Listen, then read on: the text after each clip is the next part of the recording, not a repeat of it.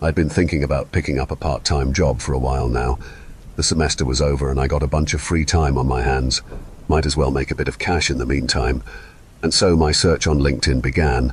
I was looking for something simple and stress-free, preferably something I could do with minimal effort while staring at my phone to pass the time.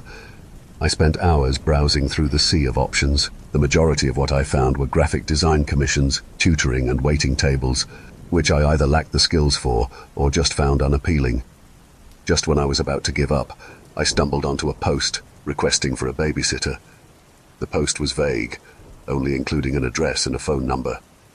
Typically, I would have just scrolled past this post and not given it a second thought, but I immediately noticed that the address was conveniently close to where I live. I decided to at least find out more. The call was answered before the first ring could finish. "For the last time, I don't want to answer your stupid surveys."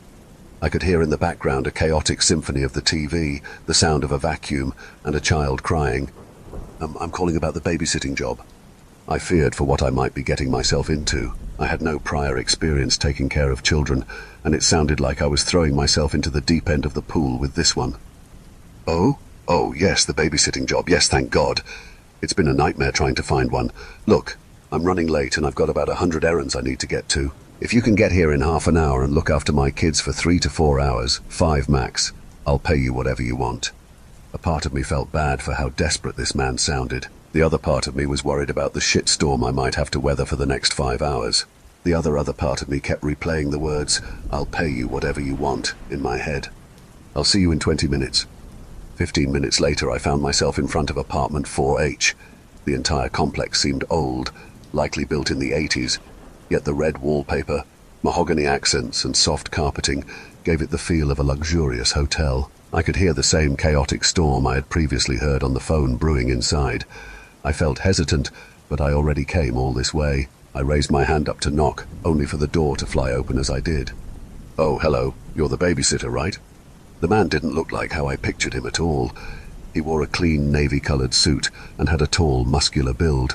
He was mostly well put together besides his deep, sunken eye bags, messy curly hair, and unevenly shaved stubble. Despite it all, he was actually quite handsome. "Yep, that's me," I confirmed. "You're a fast one. Caught me by surprise," he chuckled. "Please, come in." I walked into the small apartment and followed him into the living room. There, I witnessed 2 small boys, who both looked to be about 7 or 8, fighting over a small green figure of a toy soldier. The entire living room was littered with hundreds of these soldiers and tanks, scattered haphazardly across the carpeted floor. I almost didn't notice the little girl in a black dress on the couch. She sat motionless, staring at the TV. MasterChef was playing. Junior. "Hey guys, settle down please," the man ordered sternly. The 3 children stopped their antics and simultaneously jerked their heads around to stare at me. "Daddy is going to be gone for a little while, all right? This nice lady here is Emily. Emily is going to look after you guys. While I'm gone, she's in charge, so be on your best behavior. I don't want a repeat of last time." The children collectively gave a silent, enthusiastic nod. "Good." The man then turned to me. "Emily, meet Con." The man caught himself mid-sentence. Silly me. I meant to say, "Meet Zelos," the one in the white shirt, and Martius, the one in red. They're twins, and Limos, the girl. Strange names, I thought. The 3 children waved their little hands at me as their names were called. I awkwardly waved back. "Perfect. Bathroom is the door on the left," he said as he gestured towards the connecting hallway with 4 doors. 1 on the left, 2 on the right, and 1 at the end of the hall. "And you can help yourself to anything in the fridge.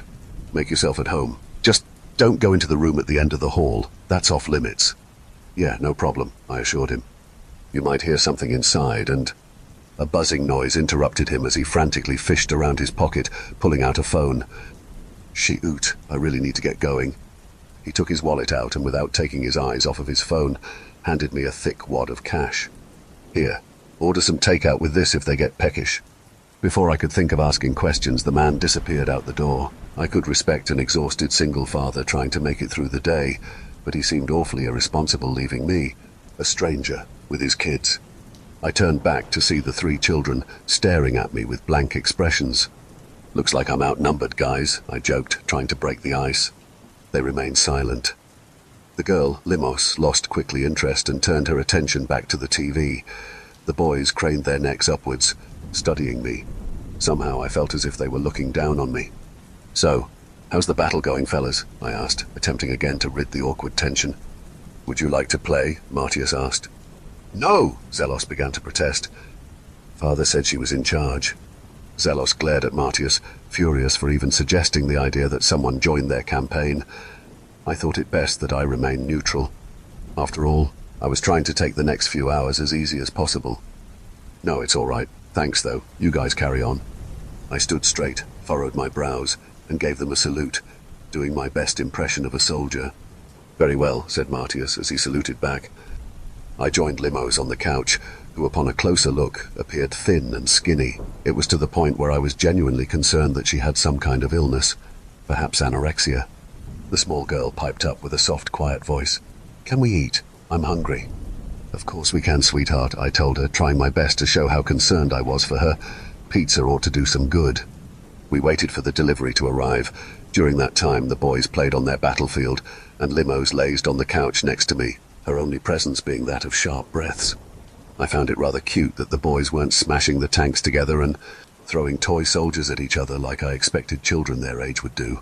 They looked as if they were competent generals of the Great Apartment War, and had to send their loyal men to die on no man's carpet. They paced around the battlefield, stroking their chin, careful not to step on any of the small soldiers. I looked over at the little girl sitting next to me. She stared wide-eyed at the TV, mesmerized by the food. Although pizza would be arriving soon, I thought I might as well rummage around in the fridge and cupboard for some snacks. I got up from the couch, which alerted Zelos. "Where do you think you're going?" he questioned. "Just going to see if you guys have any snacks." "They're not for you, stranger. You think you can just come here and take what you want?" I'll be the first to admit that I didn't conduct myself with the maturity of my age, but something about this disrespectful little brat got on my nerves. "I recall your dad saying I was in charge and to help myself to whatever I please," I mocked, putting on a posh accent, mimicking that of royalty. "Bitch!" I was appalled to hear such a young boy be so vulgar and rude.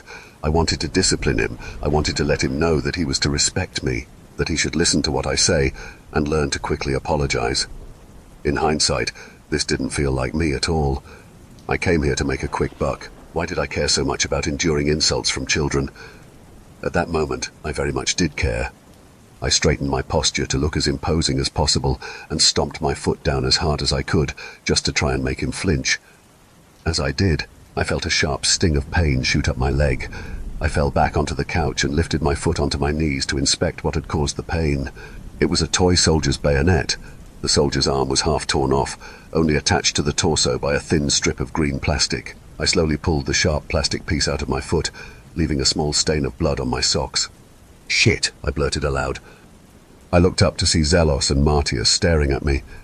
Zelos, as expected, looked livid that I had broken his toy.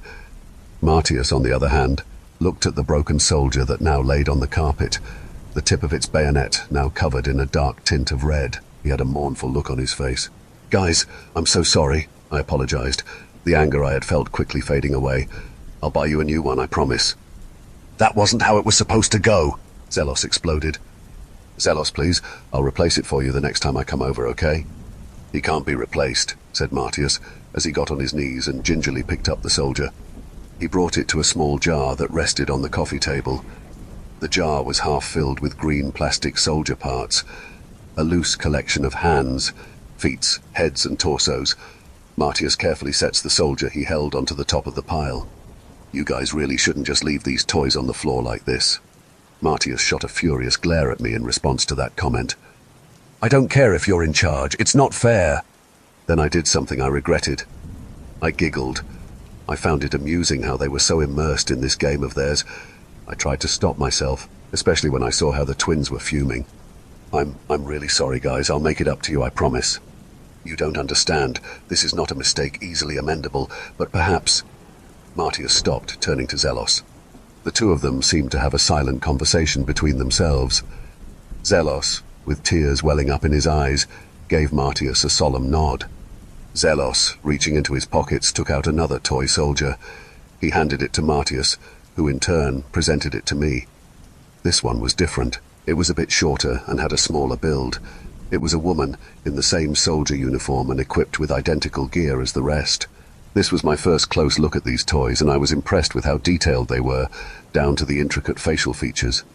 I was puzzled by the realization. I was sure I was just overthinking it, but the small green face that stared back at me was mine. Before I could examine it further, Martius quickly snatched the toy from my grasp. He marched back to the center of the carpet battlefield, with my soldier in hand. "Perhaps we can make you understand," said Martius, as he places the soldier down on the carpet. "Wait, give that," I started to say. I never got to finish my sentence. I still don't know which of the assaults on my senses alerted me first. Was it the awful smell of sulfuric odor, the metallic scent of blood, and the acrid tang of gunpowder? Was it the thick, gritty taste of ash and smoke that lingered in the air? Was it the chorus of unintelligible screams and the staccato of machine gun fire that flew overhead? Regardless, what caught my attention the most was the soldier in front of me. He sat slumped into the mud and filth of the trench we were in. I knew he was dead by just the look on his face, his eyes barely open, lazily staring at me. His jaws hung slack with a river of blood trickling from the edge of his lips. As for the rest of his body, it had been contorted to a mangled mass of flesh. His arms, attached to the torso by only a strip of sinew, his hands still held on tightly to his weapon, a rifle with a fixed bayonet. Just a moment ago, I had been sitting on a couch in a living room in a small apartment downtown. I blinked, and everything changed so abruptly, I couldn't even begin to comprehend what had happened to me. The mud I sat on was softened by either rainwater or blood. It was cold, and the moisture seeped into the uniform I now wore. Somehow sinking deeper into the ground gave me the slightest notion of comfort. Perhaps no one would notice me, I thought. I could pass for another corpse amongst the hundreds. And so I stayed quiet, holding myself back from screaming or crying. I tried remaining still, but I couldn't stop my heart from furiously beating or my teeth from chattering. I plugged my ears with my filthy fingers, covered in dirt and soot, desperately attempting to shield myself from the horrible blood-curdling screeches that could barely be said to have come from a human. I breathed small gasps of ashy air to avoid having to smell the rot. I took one last look at the dead soldier before shutting my eyes. I would have kept them shut too if I didn't catch a flicker of movement. He blinked. My eyes shot wide open, staring intently into the soldier's soulless eyes. His eyelids began to flutter. His fingers twitched. His ankles shifted ever so slightly. Then, without warning, his upper body heaved forward, lunging towards me. Its lower body didn't follow, and his spine immediately disconnected with a sickening crack. He landed at my feet, face planting in the mud, and returned to being inanimate. I almost let out a yelp, but it got caught in my dry throat. I thought that maybe some explosive shockwave had simply knocked him over. Suddenly, his arm, attached only by a chipped bone and strips of exposed muscles, flung upwards, grabbing me by my leg. I screamed, but only a raspy gasp resonated as my vocal cords strained and burned. I kicked at the corpse, but it refused to release its grasp. With surprising force and speed, it yanked itself towards me so that its torso landed on my knees. I felt the soft tissues of its dismembered half resting on me. Its body slumped onto mine, and its face pressed right against my ears as I turned away, refusing to look at the monster. Surely I was in hell. Then, softly, a whisper resonated deeply over the deafening sounds of the battle. The soldier croaked into my ears with a plea. I beg of you, release the pale rider." A bell rang in the distance. Like a wave, the sound washed over me, and in an instant, everything fell away. The cries, the rot, the filth, and the corpse. All gone. The familiar sound of the TV and the fresh, breathable air reassured me that I was back in the apartment, sitting on the floor, leaning against the couch. It was such a surreal and abrupt shift of scenery, I could have almost convinced myself it had all been in my head. That was until I saw Martius stood where he had been previously, holding a small green soldier in his hand. He looked at me, no longer with the look of anger, but of pity. I flinched as he began making his way towards me, careful of where he stepped. He crouched down next to me, took my hand, and placed the figure onto my palm. I didn't need to look to know that it was my figure he had given me. "Take better care of this one," he said to me, as if I was a child in his eyes. The familiar note of the bell that had pulled me back to the apartment rang once again. It took me a moment to gather my thoughts and realize that it was the doorbell I had been hearing. Someone was at the door. "Pizza time!" Limos shouted excitedly. Slowly I pushed myself off the floor, found my balance, then began making my way towards the door. I'm sure many of you in my shoes would have taken this opportunity to escape. Likewise, I had made the decision that I was going to run fast and far the moment I opened the door, leaving this accursed apartment of demonic children. No amount of money could be worth what I had just experienced. I found myself in a small sprint as I neared the door. My hand shot out towards the handle, and I forcefully yanked the door open, pulling myself into the hallway. I was greeted by the fragrance of pizza, and nothing. Utter darkness.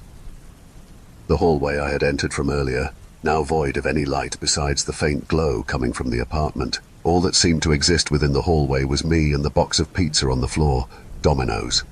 I stood there, contemplating on what to do. Perhaps the electricity had just simply gone out. That was fine, because I recalled where the stairwell was located. I could still escape. "Are you going to share?" Limos's voice from behind startled me. I leapt away from her and the apartment, deeper into the hall. She was standing at the threshold of the apartment. Between the two of us, the pizza box sat patiently. "Please," she pleaded, "I'm so hungry." The look on her face read of desperation. The black dress she wore appeared to hang loosely on her body.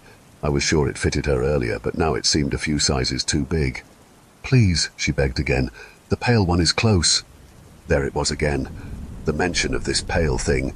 Upon hearing this ominous omen, I turned around and blindly sprinted in the opposite direction down the hall, where I remembered the stairs to be. It had to be there. My foot stamped and beat against the floor as I bolted in a straight line. In the pitch black, it was impossible to see how close I was. I fully expected to eventually run into a wall. No obstacle ever came. "It's not something you can outrun," Limos spoke again. The volume of her voice noticeably hadn't faltered with the distance I had traveled. I stopped in my tracks. I turned to face her, thinking she had followed me. She hadn't. She still remained at the threshold of the apartment doorway. The pizza box still laid on the floor between us, and I stood where I had been at the start, a mere few feet out the apartment. "It's not the fastest, but it'll catch you," she spoke as I struggled to catch my breath. "It always does." "What is this?" I asked her, demanding the child for an answer. I was at a loss. Everything certain that I built my understanding of the world on had crumbled away. What was left was anger and fear, like a small mouse cornered and out of options. "It's pizza."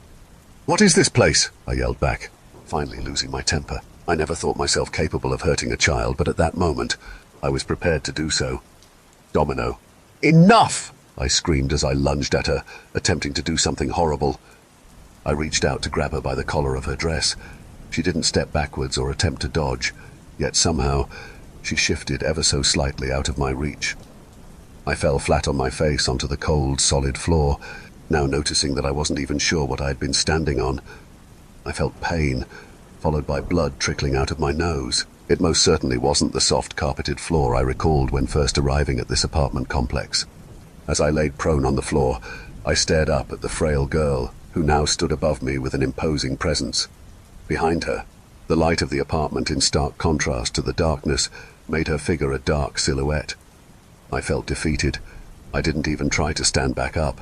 I may not have been sure where I was, but the ground felt solid and tangible. It was something I could be certain of, and that brought me comfort. "What is this?" I asked again. This time my question came out quivering. Limos crouched down, inspecting me as if I was a small insect she found crawling across the floor. "The path," she answered. "What does that mean?" "Are you hungry?" she asked me, ignoring my question. Her concern sounded genuine. I wanted to tell her I wasn't, since food was the least of my worries, but as soon as she asked, it was as if she reminded my body of the idea of hunger. I felt starved. I felt hunger like I had never felt before.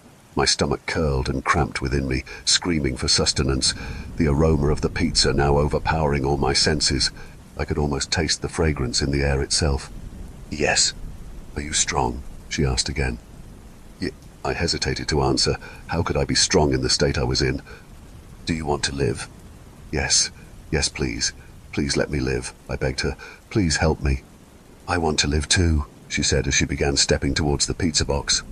She gently lifted the cardboard box open, and the smell of the bubbling cheese, tomato sauce, and pepperoni had me salivating. I immediately mustered up my last bit of strength and brought myself to my hands and knees. I crawled in the direction of the beckoning food, yet quickly realized I was making no progress. As if I was on a hamster wheel, I simply could not move any closer. I started to crawl faster, with more desperation, and before long I had gotten onto my feet. I stumbled toward the little girl, who was now hunched over the pizza box on the floor with her back facing me. My stumbling sped up until I jogged, then ran, then to a full-on sprint. No matter how fast or slow I went, I made no progress. They were right there in front of me. I was so close, yet so infinitely far. All I could do was move in place, watching Limos scarf down each slice before me. As she gleefully ate, my only thought was the dwindling food left for me when I eventually reached the pizza box. She was going to eat it all for herself and leave me with nothing. I couldn't let that happen. One after another, the slices of pizza disappeared down her gluttonous gullet. I remember begging her to help me, to toss me just a bit, to save some for me. She never bothered to turn around. I yelled and screamed, but eventually I grew too tired to do so. Finally, it came down to the final slice. She reached for it like she did the others. As I felt the last bit of my strength drain, in desperation, I tried leaping towards her one last time. I fully assumed that I would just land on my face as I did before, no closer to salvation. Yet I held out hope. I think that was what did it. Desperate, violent hope. One last act of defiance against the inevitable death. This time, I felt myself propel forward, and for the first time, Limos rapidly approached me. I slammed into the small, frail child, landing on top of her with incredible force. She yelped in surprise and pain as I felt her brittle right arm snap under the weight of my knee. In that moment, not only did I dismiss the injury I caused her, I felt retribution, as it was revenge for watching me suffer. I quickly turned my attention to the box of pizza, which, to my horror, was now empty. Furious, I turned back to Limos, who I now see in her right hand, despite the pain of her fractured arm, still held onto the last slice. Without hesitation, I ripped it out of her hand and forcefully shoved it down my throat. I expected it to taste like the most savory, delicious bite, and yet, as my taste buds familiarized itself with the gooey slop, I was met with the disgusting taste of rot.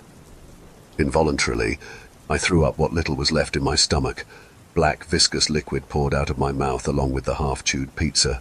It appeared molded and putrid, as if it had been neglected for months. Dark, moldy spots of purple and green hue festered on the crust. Small specks of pale maggots writhed in the spoiled cheese and toppings. I spat onto the floor, attempting to wash the terrible taste that lingered. "No!" Limos shrieked in horror as I keeled over the pile of vomit in excruciating pain. With my knee still holding her down by her broken arm, she began to struggle with a surprising spur of strength.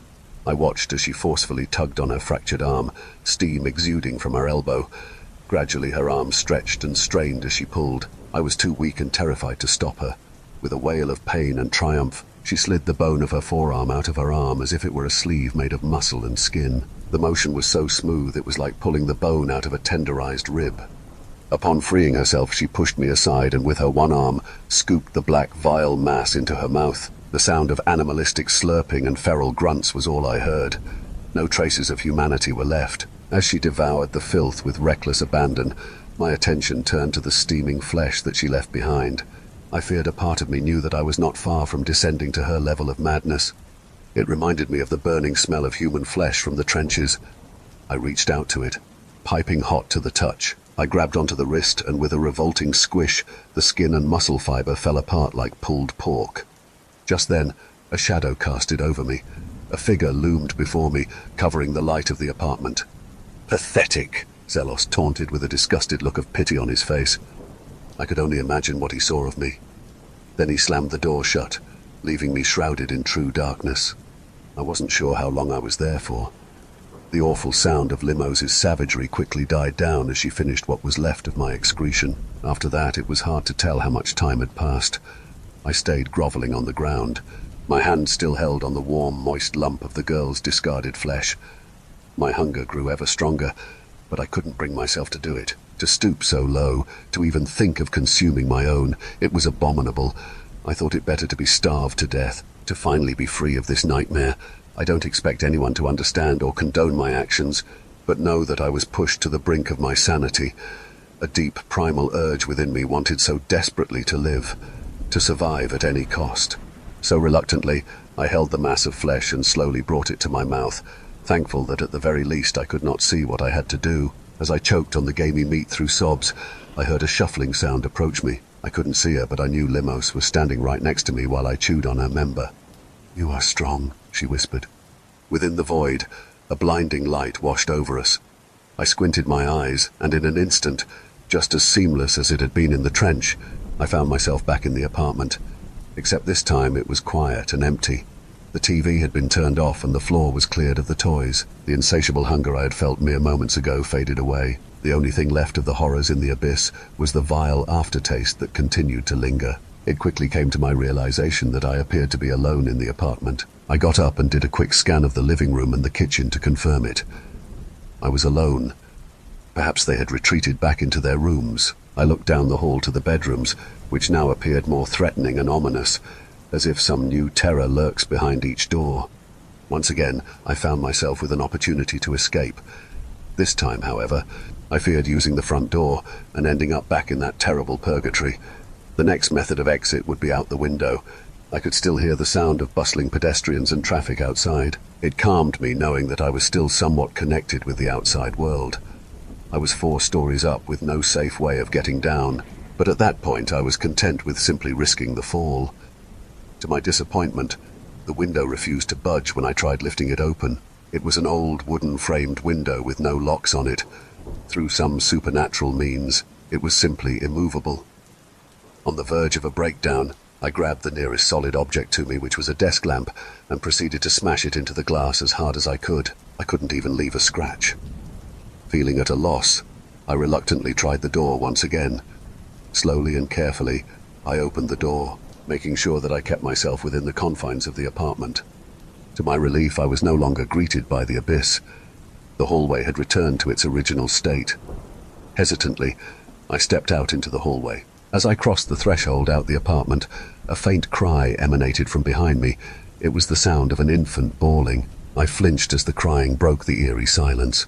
It's odd that the sound of a helpless baby crying could invoke such fear within me, but nevertheless I sprinted out of the apartment and ran for the stairwell. My heart pumped furiously as I sprinted as fast as I could away from the danger, taking 2 or 3 steps at a time. As I reached the ground level, I bursted out the stairwell door into the lobby. I found myself standing at the threshold of apartment 4H. The baby's crying now intensified. I turned back, expecting the stairwell I had just exited to still be behind me. The same hallway on the 4th floor greeted me. After being led on with the hopes of escape only to be denied it once again, I fell onto my knees and wept. For the next few hours I cried along with the infant. In the lasting moments I stayed idle. The sunlight from the window never seemed to dim.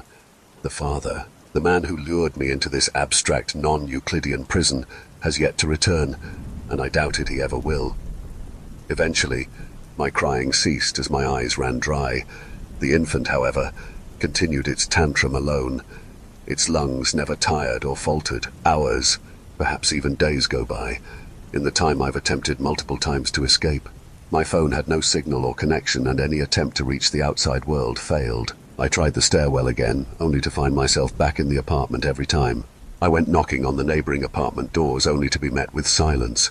When I tried forcing my way in, to my surprise, none of the doors were locked. Only it seemed every apartment was apartment 4H. The elevator, no matter what floor I chose, always opened to apartment 4H. I never grew hungry or thirsty. I never tired or slept. I just existed in this static space where the sun never waned, the scenery unchanged, and the crying endless. I felt the essence of my soul dim. I had fought with all I had, and committed heinous atrocities for the right to live. Now, as I sat on the kitchen floor, feeling the sharp, cool edge of a kitchen knife brush gently against my neck, I wondered why I had fought so hard. It's okay to give up now, right? I've tried everything. I'm at the end of the road. With my eyes shut, my grip on the blade's handle tightened as I slowly pressed the sharp edge firmly against my throat. I applied pressure slowly, still fearing the last stretch of pain before I could finally rest. "I'm scared," a child's voice piped up. I froze, unable to even breathe. I hesitated to open my eyes. I could hear the child sniffling and whimpering in front of me. I had gotten so used to it. The sudden absence of the baby's cries unnerved me. "Can you stay with me?" they asked in a high-pitched, shrill voice. It was the voice of a little girl, but it didn't sound like Limos. I still held the blade closely to my neck with my eyes shut tightly. It felt reassuring that I could end the torment any time I wanted to. to finally hold my own life in my hand. It gave me a sense of courage. My eyelids loosened and my vision fluttered open. Expecting to see a small child, instead towering over me was an old woman. She was impossibly tall, to the point she had to hunch over to avoid the ceiling. She stood naked, covered only by her long, unkempt grey hair. Her ashen skin, although saggy and wrinkled, were clean and eerily pale. It was like the first hint of snowfall on a solstice, where soft curved patches of snow layered atop another. I didn't notice a hint of blemish or imperfection. Her face, however, was that of a child. Up to her neck her skin becomes smooth like porcelain. Youth was distilled on only her facial features: buttoned nose, wide eyes, small pink lips, and rounded cheeks. She looked at me with tears welling up in her puppy eyes. "Can you read to me?" she asked in the same childish voice. It was uncanny to see the thing speak. I remained silent, unsure of how to respond. She raised her bony hand and reached her thin fingers towards me. "Don't," I hissed, turning the knife onto her. She quickly retracted her hand and backed away, retreating to the far end of the kitchen. For a moment I felt relieved to see this creature feared me as much I feared it. The moment was short-lived as her brow tightened, her cheeks flushed and her mouth tensed. She looked like she was about to burst. Why? Why do you still resist? Why can't you just stay with me? It won't hurt. It won't ever hurt again." "What are you?" I demanded. She looked at me curiously. Her face softened, as if comprehending my question. "I'm the last one," she answered. "I'm what's left when everyone is gone." Her expression shifted back to sadness, and I watched as a single streak of tear ran down her cheek. "It's lonely," she sniveled. "I can't stay." Through her watery eyes she cracked a warm smile. "You will. You always do." The way she said it didn't sound like a threat.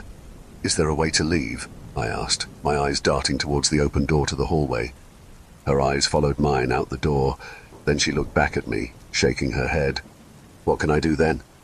"You can rest," she said, finally. The sweetness in her tone made the idea sound rather comfortable. "Or," she hesitated, "or you can put me to rest." "What happens if I do that?" I questioned, intrigued by an alternative choice. "Then I'll see you again, down the road. So I can leave. For now, you'll be back soon enough." She reached towards me, handing me a card I hadn't previously noticed. Cautiously, I held it by the corner and took it. It was a Polaroid. The image is blurry and yellowed by time. The photograph depicted an extreme wide shot of a beautiful meadow. In the distance, 4 horses frolicked in the tall grass. I looked back at her, wondering what she was trying to tell me. With a grin on her face, she excitedly twirls her finger around, signaling for me to turn the photo. I flipped it over and saw that written on the back in beautiful cursive handwriting was a poem. "Read to me," she said, as she made her way onto the couch in the living room. She sat down, curling herself into the corner. She patted the cushion next to her, beckoning for me to join. I set the knife down on the kitchen counter and complied. With a gentle tone, as if singing a lullaby, I began to read the poem aloud. Dawn heralded the coming of their steeds. Each rider a calamity of man's sinful deeds. I glanced at her to see her nodding in approval. "Keep going." I continued on to the next line. "First came conquest, who bolstered the pride of man. The white messenger's taunt is where it all began. Then war swiftly followed, with fiery hate in his heart. The red knight's blade spilled blood, torn flesh apart. Next crept famine that consumed the very last bite. The black witch's spell shrouded the world with blight." My voice cracks as I was reminded of the corpse and the abyss. My mouth felt dry and a chill ran down my spine. I pressed on. Finally arrived death, as they all wept and grieved. The pale lady's touch gently granted them reprieve. My speech faltered as the realization dawned on me. "The pale rider," I muttered under my breath. I turned to see her eyes closed and her expression softened. She breathed steadily, her chest heaving with each inhale. Even though she was asleep, I proceeded to read the final line of the poem to myself. "One after another the domino falls, until dusk whisks the horsemen back to their stalls." As I finished, I felt a tear fall across my face. A tremendous wave of relief washed over me, as if a heavy burden had finally been lifted. Like for the first time in my life, I could truly breathe. "Thank you," I told her as she slept. "But not today. I can endure it for a bit longer." Then I watched the folds and sags of her skin tighten. Her body shrunk before me, her hair retracted back into their follicles, until laying beside me was an infant. I carefully picked her up and carried her down the hall to the final room at the end. As I did, I walked past the 3 other rooms, the doors to which now hung open. In the first door on the right, I saw Zelos and Martius sleeping in a bunk bed. I peeked inside, shut the lights off and closed the door as quietly as I could. I continued down the hall, and in the second door on the right, I saw Limos shivering in a fetal position on her bed. I walked over and pulled a blanket over her. Instantly her body relaxed, and her breathing calmed. Again, I turned the lights off and closed the door behind me. Onto the final room at the end of hall. Carefully balancing the infant in one arm, I turned the doorknob and stepped through. This room was by far the largest and most empty.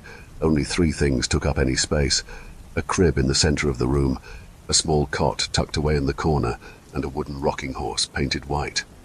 On the horse carved the phrase, "Moros, who stole our pain." I carefully set the child down in her crib and watched her nestle comfortably. Her breathing was gentle and rhythmic. With each exhale, a delicate sigh escaped.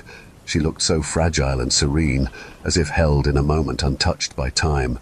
The soft rays of the afternoon sun filtered through the curtains, casting a warm glow across her smooth, pale skin. "She's beautiful, isn't she?" The voice of a man came from behind me. It felt like a lifetime ago, but it was still familiar. "She is," I replied, not taking my eyes off the child. The man joined me at my side, and the 2 of us shared a quiet moment adoring the child. "This is as close as I can be to her," he said somberly. "And yet you choose to continue suffering. It's not always suffering. There are moments like these that make the pain worth it. Perhaps. But you live as long as I have, experienced the highest of highs and the lowest of low. I tire of this infinite stasis. I yearn for the day I shut my eyes for the last time." He spoke with no emotion. As heart-wrenching as his words were, it was as if he said them before countless times. There was only one question on my mind. After encountering conquest, war, famine, and now death, I wondered just who this man who claimed to be their father was. "I know you're thinking what kind of man I am to deserve this fate," he said, as if reading my thoughts. "It's not a divine punishment to care for them. It's a father's duty after all. They are born of my sin. I may have fathered humanity's ruin, but to see my fellow man struggle and fight, refusing to let their next breath be their last, I am in awe of your resilience. I should have felt hatred towards the man. I should have held him responsible for the horrors I endured. Yet, without another word shared between us, I stepped away from the crib and took my leave. I shut the door as I left, the last thing I saw being the man standing over his child, his fists clenched so tightly that beads of blood trickled down the creases of his hands. I walked out the apartment, descended down the stairwell, entered into the lobby, and finally, I stepped out of the building onto the bustling sidewalk. If not for the Polaroid tucked away in my pocket, I might have tried to convince myself that it was all a fever dream for the sake of my sanity. I took the photo out just to confirm it. I studied it for a moment, confused that the picture had now changed. In place of the 4 horses that ran across the horizon, now stood 4 children, 2 boys and 2 girls. They watched as before them a lone man stood atop a corpse with a caved-in skull with a bloodied stone in his hand. I flipped the Polaroid over, and as I had predicted, the poem had also been replaced. It now simply read, "The Folly of Cain."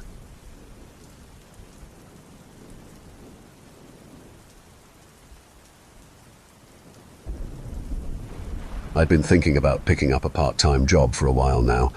The semester was over and I got a bunch of free time on my hands. Might as well make a bit of cash in the meantime. And so my search on LinkedIn began. I was looking for something simple and stress-free, preferably something I could do with minimal effort while staring at my phone to pass the time. I spent hours browsing through the sea of options. The majority of what I found were graphic design commissions, tutoring and waiting tables, which I either lacked the skills for or just found unappealing. Just when I was about to give up, I stumbled onto a post requesting for a babysitter. The post was vague, only including an address and a phone number. Typically, I would have just scrolled past this post and not given it a second thought, but I immediately noticed that the address was conveniently close to where I live. I decided to at least find out more. The call was answered before the first ring could finish. "For the last time, I don't want to answer your stupid surveys." I could hear in the background a chaotic symphony of the TV, the sound of a vacuum, and a child crying. I'm calling about the babysitting job," I feared for what I might be getting myself into. I had no prior experience taking care of children, and it sounded like I was throwing myself into the deep end of the pool with this one.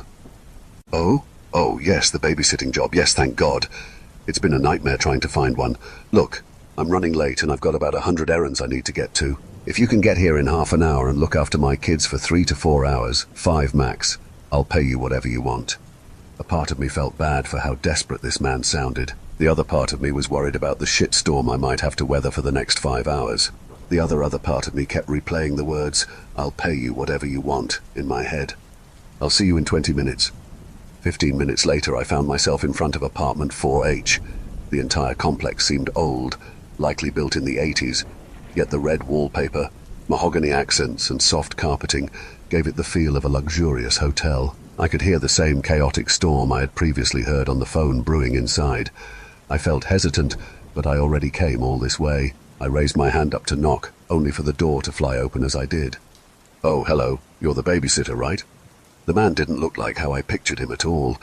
He wore a clean navy-colored suit and had a tall, muscular build.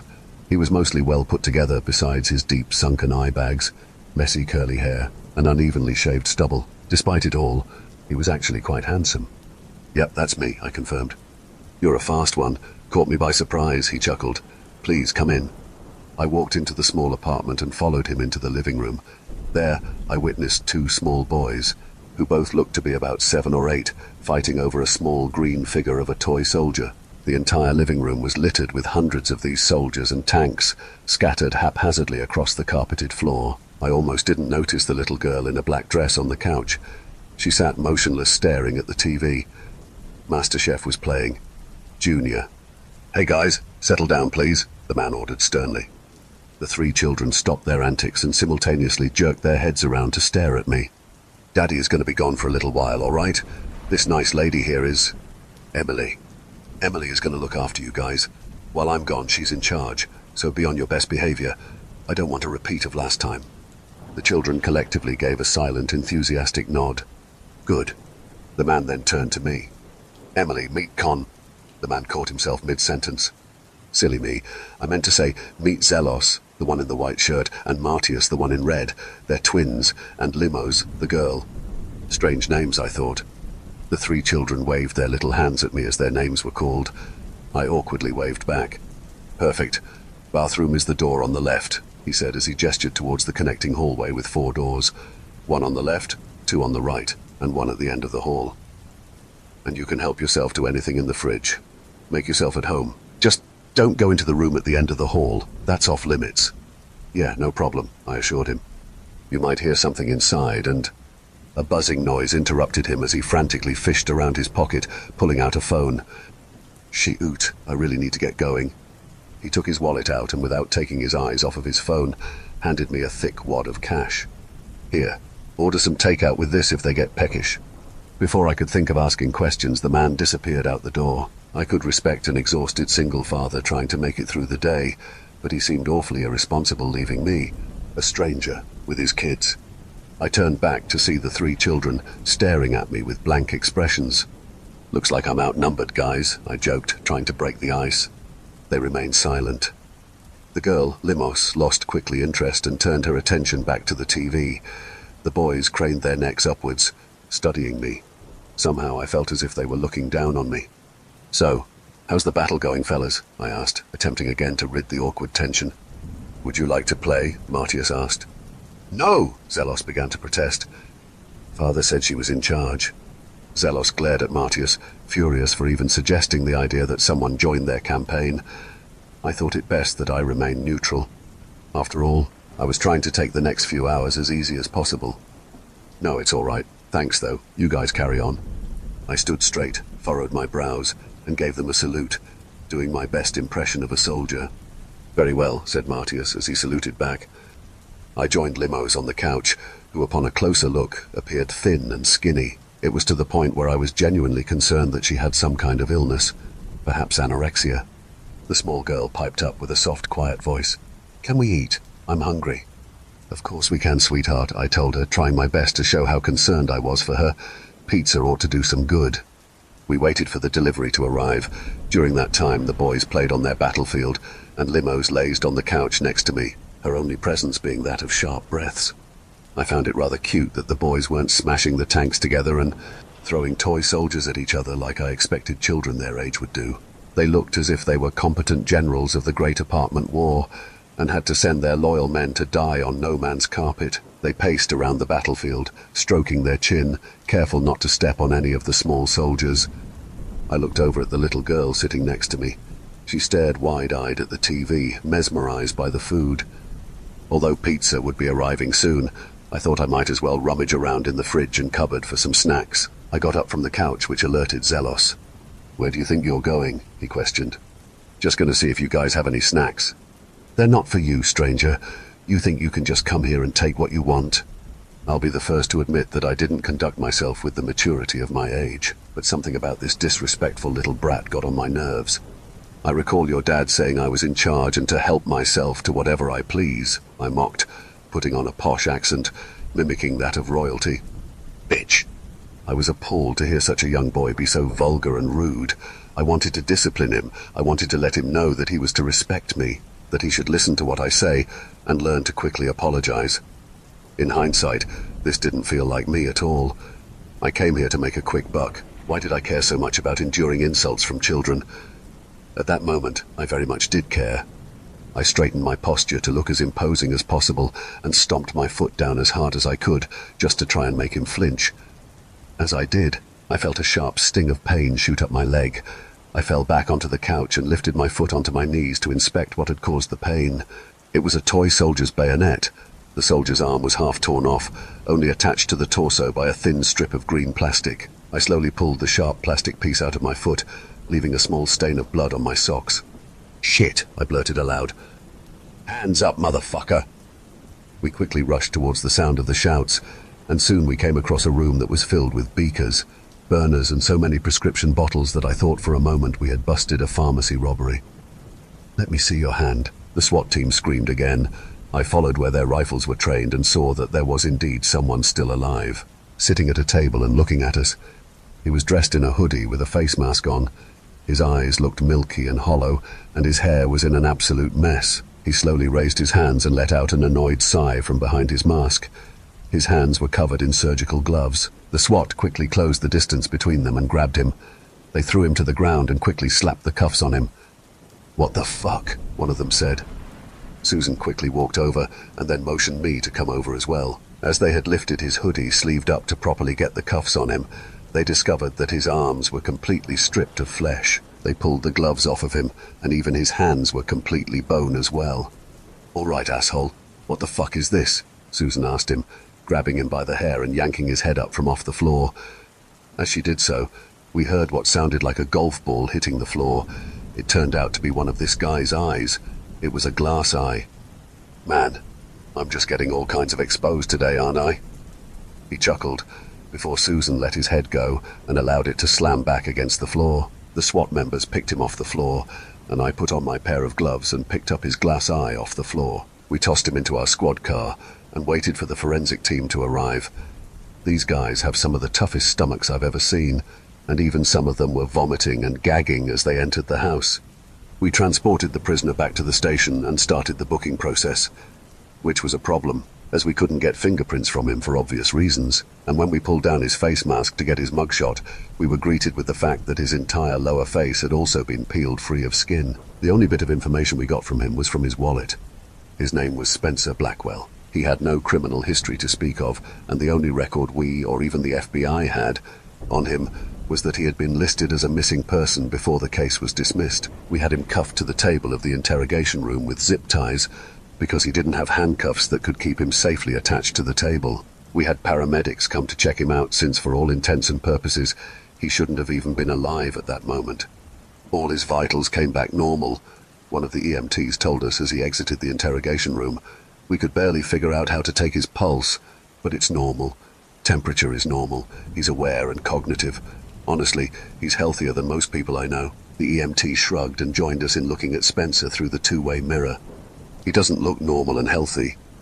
I crossed my arms and stared at him. Another thing that they had discovered was that both of Spencer's eyes were made of glass, and yet he could see perfectly fine. He had no tongue in his mouth, but he could speak just fine. He was perfectly normal, except for the simple fact that so much of him was exposed bone. Well, he's our best guess for the creator of Ruby Milk. We found thousands of doses in that little lab of his, and he was previously a chemical engineering student. He fits everything we know about the creator. Let's go and get some answers out of him. Susan tapped me on the shoulder, and I followed after her. As she opened the door to the interrogation room and entered it. So who's good cop, bad cop? You look pretty mean. Spencer pointed his bone fingers towards Susan. He wasn't wrong. As Susan sat down and slammed the manila envelopes she was carrying with her, I sat next to her with my cup of coffee and settled in for the show that was about to happen. Don't I get a phone call first? Spencer asked us. Susan ignored him before reading him his Miranda rights. Knowing and understanding your rights as I have explained them to you, are you willing to answer my questions without an attorney present? She asked, staring at Spencer and waiting for his response. The bone man simply shrugged in response. Sure, I don't mind talking to you guys. It won't do you a lot of good, though. He let out a dry laugh and tried to lean back in his chair, only to be stopped by the zip ties holding him in place. He let out an annoyed grunt and pushed his chair up closer to the table. So, what do you want to know? Are you the creator of Ruby Milk? I asked first, beating Susan to the punch. I could already tell that she was going to have a tough time dealing with Spencer. She gets angry easily, and Spencer probably picked up on this. Sure am, he said with pride in his voice. I bet if he still had skin on his lower face, he'd be smiling the widest grin. Well, in a way, he had a permanent smile on his face now. You guys caught me in the middle of making a new batch. I just got those new ingredients too. Spencer sighed, doing his best to lean back in his chair.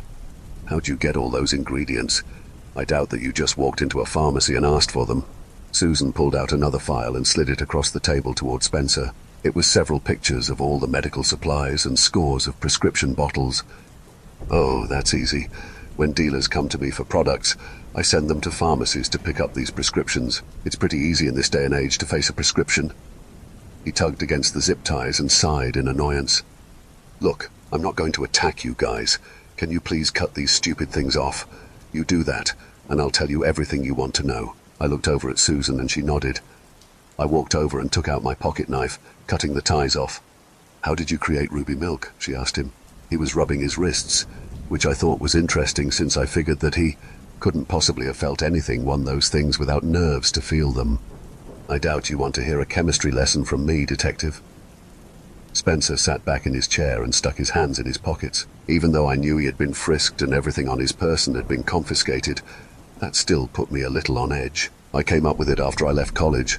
It took a lot of trial and error, but at least I had a good test subject, he said with a dry laugh. You tested on yourself, I asked him, and he gave me a nod. You don't start looking like this if you aren't prepared to make some sacrifices. In the end, I created Ruby Milk because I was bored. And hey, if I make something when I'm bored and other people enjoy it, shouldn't I be allowed to profit off of it? He asked so nonchalantly that it even made me angry at him. Your product fucking kills people, Susan shouted, slamming her fist on the table and tossing another series of photos of him. It was of just a few of the bodies that had been discovered in his house.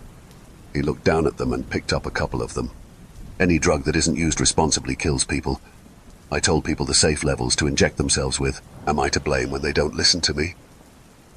He tossed the photos back on the table and stared at the two of us with his hollow, unfeeling eyes. You don't feel any remorse for these people? I asked him. He looked me straight in the eyes and shook his head at me. I looked over at Susan and she looked back down at her files in disgust. Spencer just sat there with his arms crossed at us, turning his head to look at the clock on the wall. Just as we were about to ask him more questions, the door to the interrogation room flew open and our chief walked in. He looked over at Spencer and quickly walked over to us. You two, come with me, he ordered. We looked at each other and stood up from our seats, gathering our files and following after our chief, leaving Spencer alone in the interrogation room. What's the problem, Chief? I asked him as he led us away from the interrogation room. He turned to look at us and rubbed his head wearily. I could tell that something bad was about to happen. We have to let him go, the chief said. I stood there in shock and disbelief. Susan, in her usual manner, was much more verbal than I was. The fuck you mean, let him go? She shouted, slapping the files against the wall in anger and pointing a finger at the chief. Why the fuck should we let that scumbag go? He's the source of Ruby Milk, and if we let him go now, he's going to hurt a lot more people, Chief. She scrambled, causing a scene in the hallway. "Susan, did you look at the warrant you got? It was filled out incorrectly. Not only that, but we also know you got the information from your drug addict sister. I thought I made it clear that I wouldn't tolerate you using her as an informer anymore." The chief told us. To prove our point, he handed us a copy of the warrant. I took it before Susan could rip it to shreds in her anger. I scanned the warrant everywhere, trying to see where the mistake had been made, and I felt my heart sink when I saw what the mistake was. We had written down the wrong address for the house. I handed the paper over to Susan. She took one look at it, and also immediately knew what was wrong with it. "That's not possible. How could we mess this up?" she said in disbelief, shaking her head over and over again. "You can't be serious, Chief. You can't be," she pleaded, but he held his hand up to her and nodded. "I'm afraid I am. Let him go, you two. I'm sorry it has to be this way." He sighed and turned to walk away from us. Susan stared at me for a moment before hanging her head in defeat. We made our way back to the interrogation room and found Spencer pacing around in the room. "You're free to go," I told him, barely able to get the words out. He looked at us and I could just feel the shit-eating grin he must have been trying to give us. We followed after him as he collected his confiscated items. He placed his face mask back on and his gloves. Just before he left the station, he turned to look at us. "You know something. You look familiar." He pointed at Susan. He pulled down his mask as if it was going to give him a better view of her. "You look like one of my regulars. In fact, she showed up today, asking to sample some ruby milk. Maybe I'm mistaken." He waved goodbye to us and left us alone at the entrance. I stared at Susan as the gears in her head suddenly clicked. "Oh God, no!" she quickly shouted, reaching into her pocket and pulling her phone out. I followed after her once she started running toward the car we shared. She quickly threw the car in drive and drove with her light blaring towards 9th Avenue, trying to call Marie the whole time. Once we arrived, Susan leapt out of the car so quickly that she almost forgot to park the damn car. She ran up to the door and quickly began smashing her fists against the door. "Marie, open the fucking door!" she screamed, throwing her shoulder against the door. I quickly ran after her and added my own weight to the door. It came down soon afterward, and we both entered the house. "Marie!" Susan screamed as she started searching for her sister. I followed after, looking everywhere for her. I entered the kitchen and soon found Marie. She was sitting at the kitchen table with half her face melting away. She turned to look at me with a dazed look on her face. "Oh, hey," she said.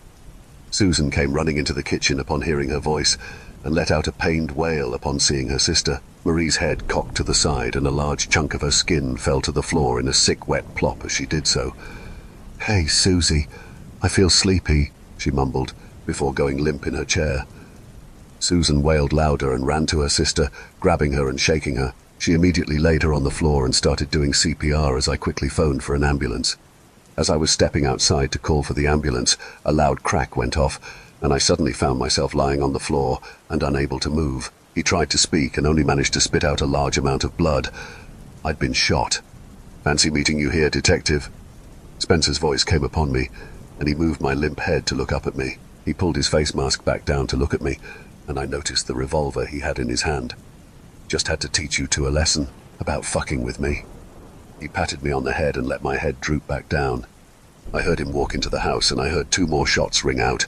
I tried desperately to move. Soon I heard footsteps approaching, and Spencer grabbed my head again to look up at me. "Not to worry. I feel like leaving you as a vegetable is better. I reunited the 2 sisters, though. I'm not a cruel person after all." He laughed, letting my head drop back to the floor before he kicked me in the head as hard as he could. Paramedics found me several minutes later.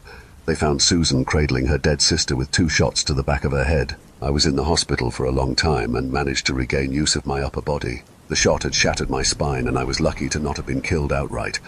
But to add insult to my injuries, I was fired from the force. I decided to come here to get some kind of justice for my partner, and maybe also just to get the story out there. Since that day, I haven't heard a thing about ruby milk in the news, and none of my former colleagues will speak to me about it. So maybe there's somebody out there that will listen to my story. If even one person reads this and learns about this, please do everything in your power to stop Spencer Blackwell.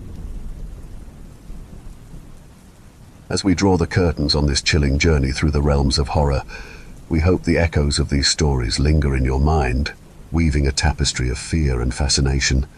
Each tale was a window into the darker corners of our imagination, reminding us that the unknown often holds the most power over our thoughts and dreams. Thank you for joining us on this thrilling ride through shadows and whispers, where the ordinary becomes extraordinary and the familiar transforms into the frightful. If these stories sent shivers down your spine, remember to share your favorite moments with friends and fellow horror enthusiasts.